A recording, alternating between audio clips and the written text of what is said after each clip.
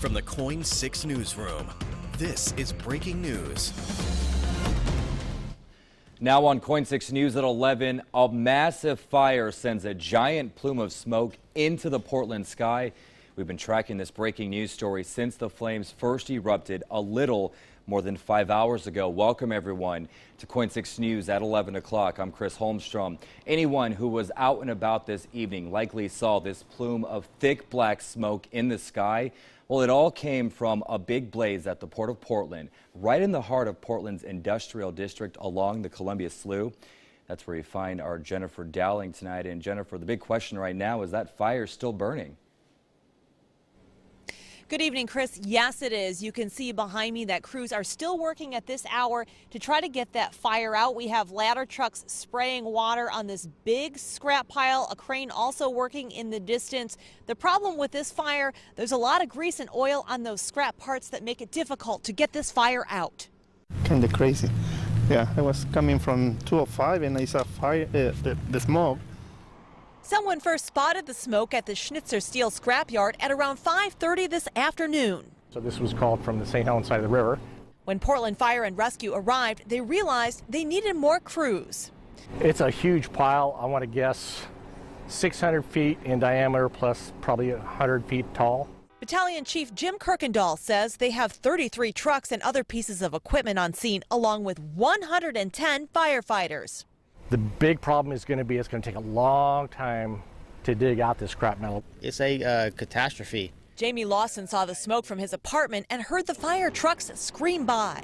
I feel for the guys that are going to be working here in this heat and putting out those flames.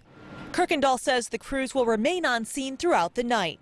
We're having to do it piece by piece with luckily the crane operators from Zidell are here and they're pulling that pile apart. Now, the battalion chief says that there's not much they can do about this smoke. We've had reports from viewers of smoke in the St. John's area collecting in this surrounding area.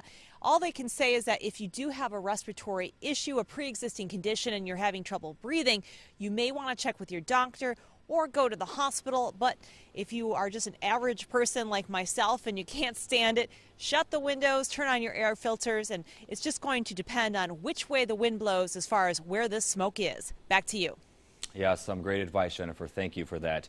Well, let's take you to southern Oregon now, where concern is growing about the Blanket Creek fire. It is burning near Crater Lake, and late this afternoon, fire bosses issued a level 1 evacuation notice for the Rim Village and surrounding camping areas. Level 1 doesn't necessarily mean any buildings are in danger, but people in the area need to be ready to go. At last check, the fire has burned about 4,000 acres. And closer to the metro area, the Whitewater fire in the Jefferson Wilderness just keeps getting bigger. You can see this video right here. Officials say it is now more than 5,000 acres. Crews having a very difficult time gaining any ground. In all, 20 large fires are burning in Oregon and Washington on almost 100,000 acres. And Steve Pierce joins us now. And Steve, fire crews, are they getting any help from Mother Nature in the next few days? Actually, Chris, they will overnight as humidity levels come up, temperatures go down, winds remain fairly calm, but we're going to push those temperatures back up into the 90s again coming up, as you'll see later in my forecast. But outside right now in your 11 o'clock hour, 73 degrees and luckily just a light north wind at 6 miles per hour. And as we look at wind speeds across the state and the Southwest Washington, there's that 6 in Portland. Very calm winds all across the region, especially along the coast. So all in all, not bad. And there's these humidity levels I was talking about. Humidity levels up in the Willamette Valley. That's good. They're up on the east side of the state for now. Chris, I'll have the full forecast details coming up. Okay, Steve, see you then. New tonight, the Coast Guard saved 2 fishermen from a burning boat this afternoon. The boat burst into flames about 20 miles off the coast from Coos Bay. Both of the fishermen are okay. The boat burned and sank. A different story off the coast of Australia, where the search for 3 missing U.S. Marines has been called off. The 3 Marines were on an Osprey aircraft that crashed in the ocean while trying to land. Crews managed to pull the other 23 people who were on board to safety. It's been more than 24 hours and still no sign of a 5-year-old that went missing from a park in Salem Friday afternoon. The little boy was last seen playing by the Willamette River, then disappeared. Oh, the prayer this tonight is for their family and especially the parent. The family and friends of 5-year-old Alan Chaz Pearson gathered at Wallace Marine Park to pray for his return and to support his grieving parents. They are broken heart. There's been no sign of the little boy since 5:30 Friday night, when he was last seen playing near the water of the Willamette River. Then he vanished. He's a happy boy, always listen mom and dad, you know. And he's always, like I said, they said he's read, he's always smiles and focus on school stuff and friend. He's a friendship. He's a happy boy. Those who were at the park when he disappeared said his mother became frantic when she realized he was missing. The mom was really distraught. They were trying to calm her down because she was out trying to look as well. So, yeah, it was sad. The Red Cross reports that 100 people joined in the search for Chaz, on the ground, by boat, and in the air. Robert says the family belongs to the tight-knit Marshallese community, native people of the Marshall Islands in the Pacific. All are grateful for those who tried to help bring this little boy home. He loves swing, he like play with the kids, and he's a happy boy. He's always smiles, and right now the community is gonna miss him, but hopefully he's back. And police are asking that you keep a lookout for Chaz. Here's another picture of him. He's about 4 feet tall, 50 pounds, with dark hair. He was wearing distinctive green camouflage swimming shorts with a bright waistband when he went missing. New at 11, one person was killed in a bad head-on crash in Lane County. It happened on Marcola Road early this morning. You can see there's really not much left of either of the cars. The 43-year-old driver was in one of the cars, was pronounced dead at the scene. The other driver was taken to the hospital with serious injuries. And tonight we can tell you that the Red Cross is helping 11 people that were chased from their apartments by just a very big fire this morning. Now, it happened along Southeast Stark in Gresham.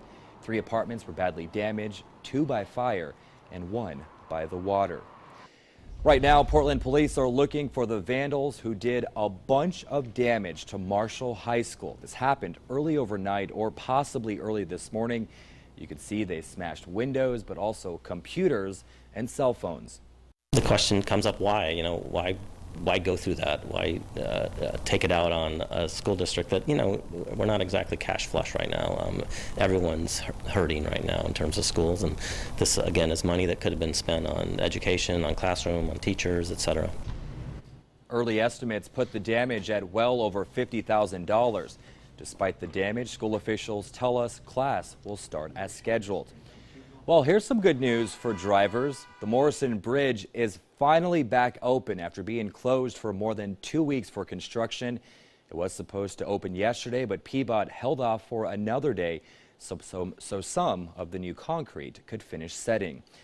Well, while we haven't had any rain in nearly 2 months, parts of the Southwest are getting hammered with just way too much. We're talking flash flooding, and it turned low-lying areas in Las Vegas into lakes. Well, outside Phoenix, strong summer storms triggered a river of mud, and a powerful thunderstorm dropped an inch of rain in Los Angeles in just 10 minutes. So intense, I had never ever seen anything like that in my life. And thunderstorms are expected to rumble over parts of the country again tonight. Up to 4 inches of rain could fall in some states. U.S. Ambassador to the United Nations says new sanctions on North Korea are, quote, a punch in the gut to Pyongyang.